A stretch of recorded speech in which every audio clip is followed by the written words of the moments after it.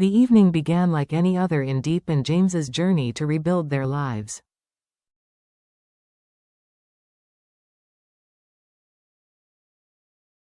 Together with their little girl, NHI, they were laying the foundation of a new home, a space where laughter might finally drown out the echoes of the past.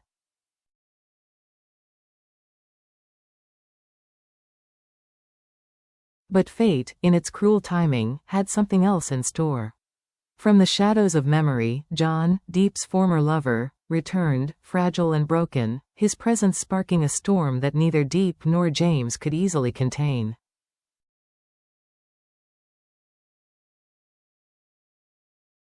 This chapter in their lives would test not just their love, but their trust, patience, and ability to look forward without being swallowed by the past.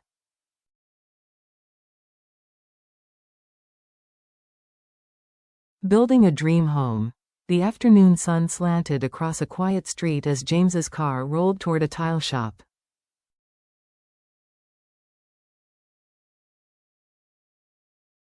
Small stores lined the road, their aged facades whispering of time and struggle. When the car stopped, Diep was the first to step out.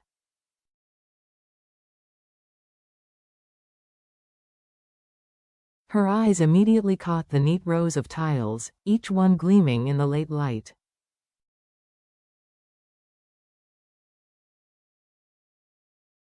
James followed close behind, brushing her hand with his fingers, a subtle reminder of his presence and support.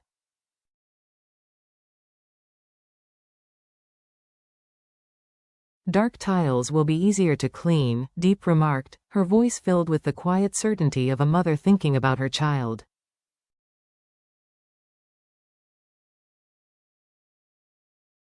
She imagined little NHI running barefoot across the floor, her tiny feet quickly smudged by dust.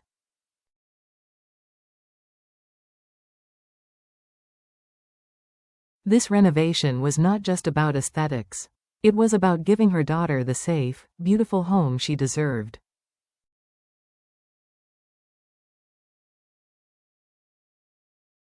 Inside, under soft fluorescent lights, the tiles shone like polished mirrors. Diep's hand lingered on a deep brown tile.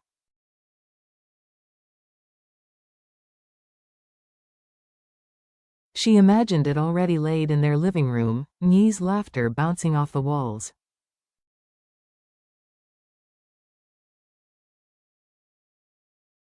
But the store clerk shook his head gently. This model would need to be pre-ordered.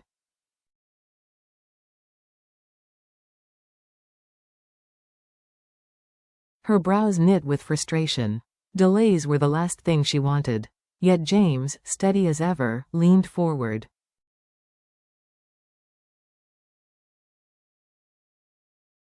"If it's urgent, we can place a deposit today," he said calmly.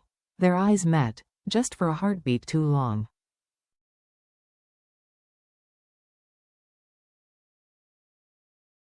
In that silence lay unspoken trust, the kind that makes two people feel they are moving in the same direction.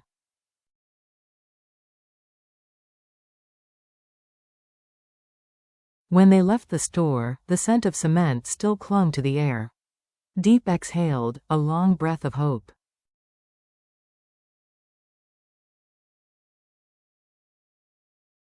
Each decision, each purchase, was more than furniture or flooring.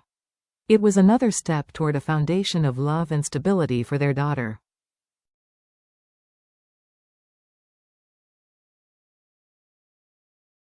A house for the future. Their next stop was a furniture shop.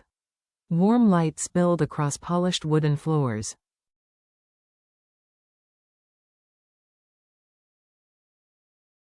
Diep's eyes lit up as she examined wardrobes standing tall and commanding. Each one promised not just storage, but order, safety, and permanence.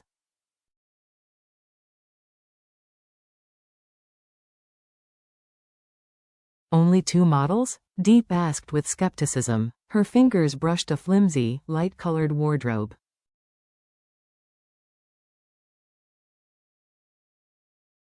She shook her head. It would never last.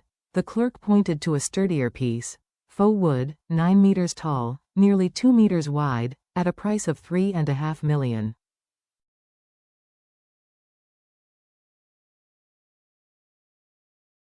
Delivery included. James studied it carefully, not with hesitation, but with the measured calm of a man calculating long-term value.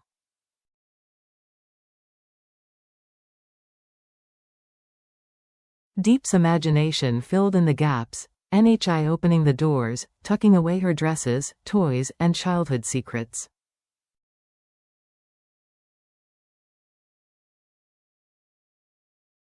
"This works," Diep said at last. Her voice was firm, her mind made up. James wasted no time.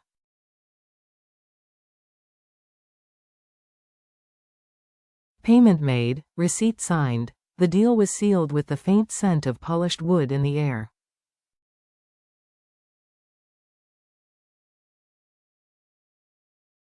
Walking out together, receipts in hand, Diep felt lighter. These objects weren't just things.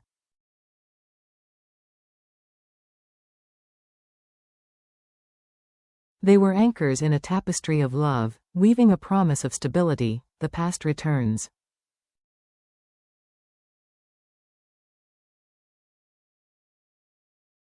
But harmony rarely lingers unbroken. As twilight fell, their car slowed along the dusty road back toward their old house.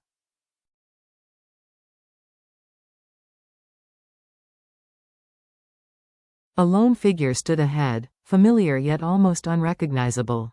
James tightened his grip on the steering wheel.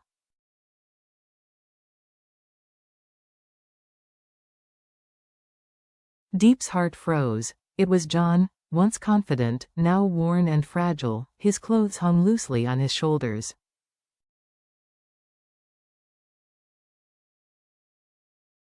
His face bore the weight of regret. "Diep." "James." His voice cracked, heavy with exhaustion.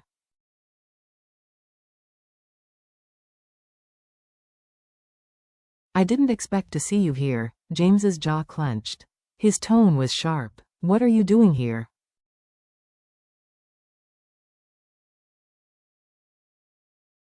John shifted, his eyes dropping to the ground. I just got out. My father sold everything to reduce my sentence."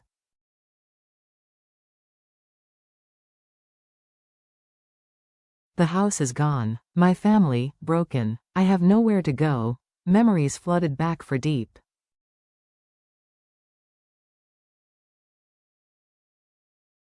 John was not just another man. He had once held her heart before everything fell apart.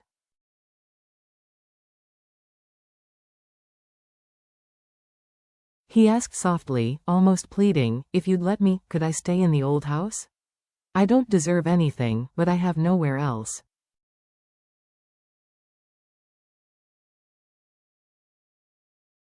The sunset painted the road with burning hues, but inside James's chest, a different fire raged.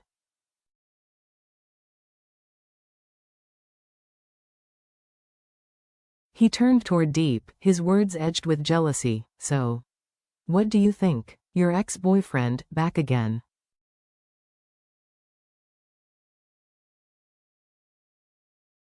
"Do you really want him living this close?" Diep's heart twisted. Compassion pulled one way, loyalty another.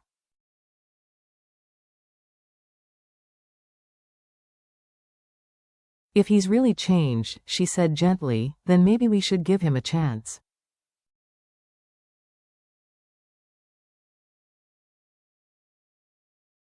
"The old house is empty anyway." James's head snapped toward her.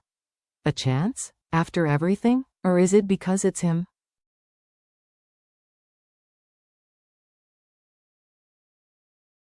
The words struck her like a blade. Still, she steadied her voice. "This isn't about the past.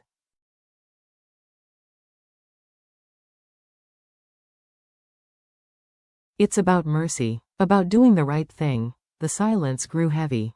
John bowed his head, hearing every word.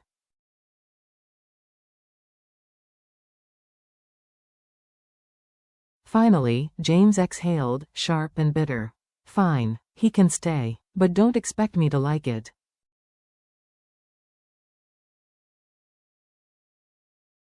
A storm inside the heart. The road stretched into twilight, but inside James's chest, a storm brewed.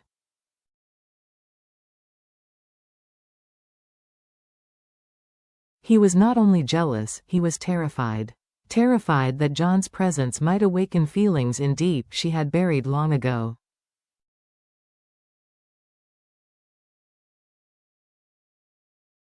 And Diep, though she tried to calm herself, could not deny the truth. John's return stirred memories she thought she had locked away forever.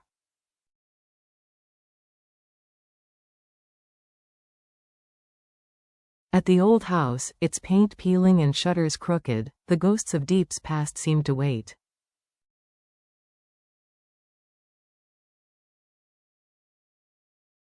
John carried a small bundle, just clothes and a torn notebook. His voice broke. Even this, even just letting me stay here, it means more than you'll ever know.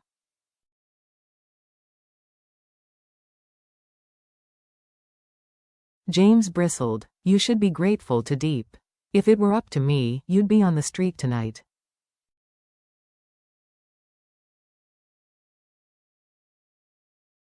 John accepted the blow silently. His humility only sharpened James's anger. Diep intervened quietly. Enough.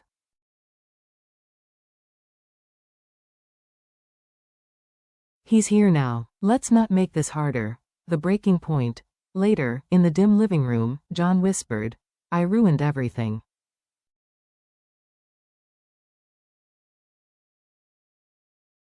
I broke us, Diep. I don't expect forgiveness, just a chance to fix what I can, James snapped.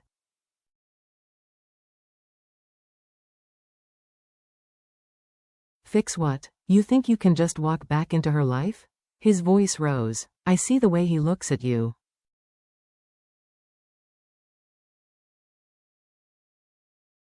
The way you look at him. Tears welled in Diep's eyes. It's not like that. He's lost, James.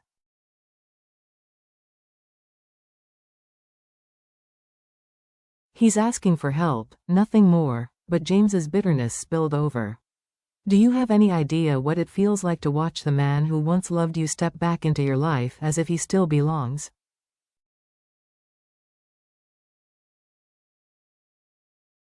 Diep's voice, trembling yet firm, cut through the silence. The past is gone. You are the one I chose.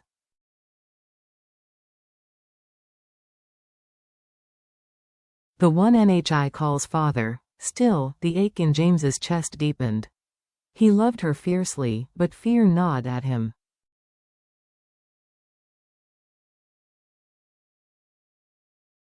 Fear of losing her. Fear of being second in her heart. Testing loyalty. Days passed, but tension lingered.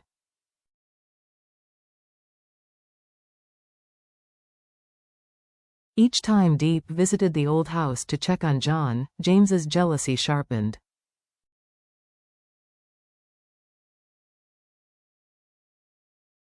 He asked where she had been, how long she stayed, what they had talked about.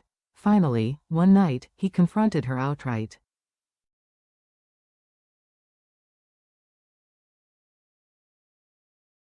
Why do you keep going back? Is it pity, or something else? Her voice was steady but weary.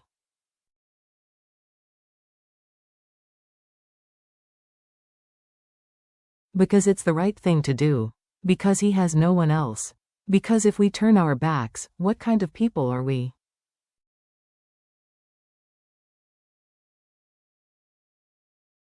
You're too kind, James muttered bitterly. Too blind to see he'll use it to wedge himself between us.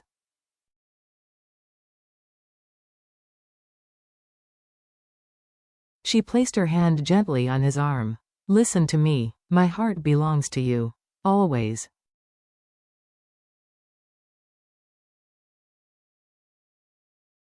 But if you let jealousy control you, it will destroy us faster than John ever could.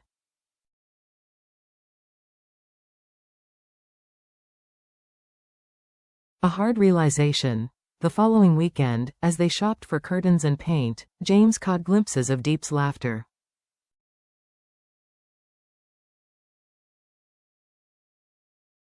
Her excitement over Nye's room, her vision for their future, it all reminded him. This is my family.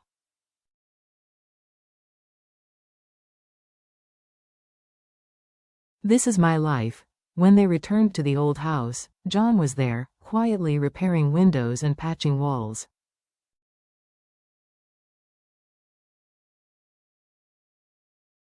He worked not as a rival, but as a broken man trying to stand again. For the first time, James saw him differently, not as a threat, but as a reminder of how fragile life could be.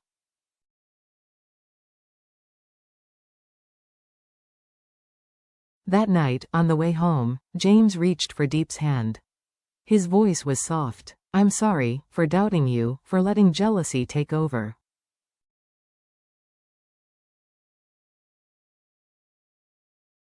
Diep's eyes shimmered. "James, all I ever wanted was a family.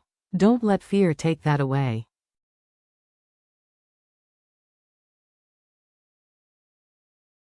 The moonlight bathed the road ahead. Behind them, the old house stood as a relic of the past, a past Diep had long left behind, and a past James was learning to stop fighting.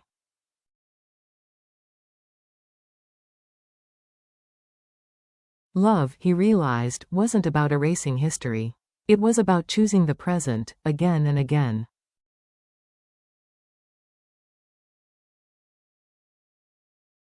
And Diep, with a weary but certain smile, knew that choice had already been made.